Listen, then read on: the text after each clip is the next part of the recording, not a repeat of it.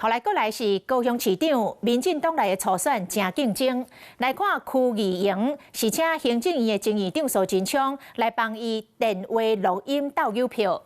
立委柯志杰是继续来推动着国会外交，而且替高雄争取着国际航线。那罗瑞良今仔日开记者会，以安永敬老为主题，讲要打造高雄，将做一个幸福的首都。 苏贞昌，我要拜托你支持邱毅来做咱高雄未来的市长。小白冲冲冲，20秒的录音档，前行政院长苏贞昌甲民进党立委区议员赞声，党内的重要人士也来助阵。11月15头一场的大型造势，将伫基山甲美农场场。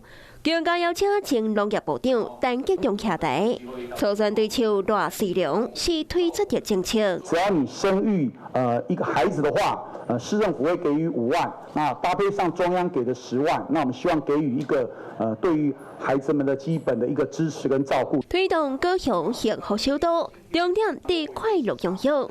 另外也提供敬老卡免费点数。我们也加码在我们的敬老卡的部分，现在是每年的1200点，好，那我们会增加到15000点。选前加分，罗瑞良继续过来走基层，11月也被确定大型的造势活动。立委柯志杰伫争取高雄背复工的国际航线后，又个促进人士到菲律宾、巴丹等的直航。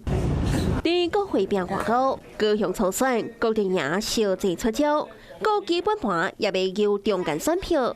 更款有意思要选高雄市长的林岱华，是得到在野混乱。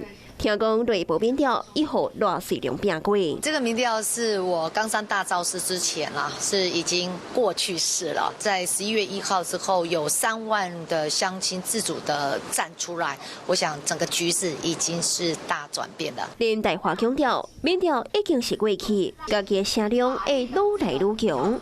民进党高雄的初选虽然出招。 Hello， 我是易景，想要抢先掌握最及时的新闻资讯吗？赶快订阅、按赞、开启小铃铛，锁定华视新闻的 YouTube 频道。